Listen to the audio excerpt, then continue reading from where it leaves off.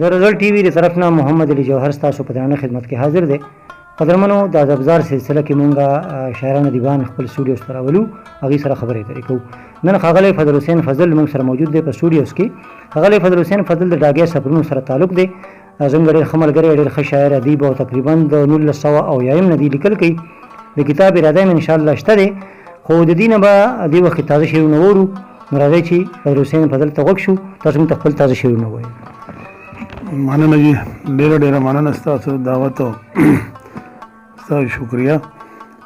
ستاسو فرمایش دی په لنډ غوندې پروګرام کې، نو بس دا به زه به ته خپل شعرونه ووایم. یو څو وایي د غزل یو څو شعرونه دي. وایي درد چې د کچه ډېر شي ژوند وړي سرونه وړي، درد چې د کچه ډېر شي ژوند وړي سرونه وړي، او ما به څنګ نه وړي فراق خو ستا لکونه وړي، او هغه چپې ستا د نظر د زورورو سترګو، هغه چپې ستا د نظر د زورورو سترګو، لکه سیلاب چې خرمستي وکړي کورونه وړي، او ته کړمارې ستا چینار په سپرلي شنه وسخو، ته کړمارې ستا چینار په سپرلي شنه وسخو، آتش فشان چې کله موج وهي غرونه وړي، او منګه د مینې سود او زیان چلونه ټول پیژنو، منګه د مینې سود او زیان چلونه ټول پیژنو، او لار د ګودر چې څوک ساري نو دیدنونه وړي، او جنګ که د خولې وي که د سترګو که د زړونو اشنا، جنګ که د خولې وي که د سترګو که د زړونو اشنا، او چې چرته تیر شي نو کامونه وړي ملکونه وړي،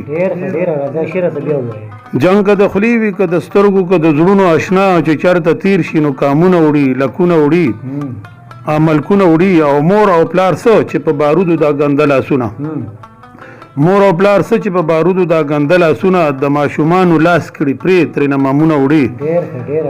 او د آخري شعر دی چې حکمرانی چې مې په سوچ او فکر کړي فضله، حکمرانی چې مې په سوچ او فکر کړي فضله، او څوک لوی سړی دی چې زما خوبونه وړي.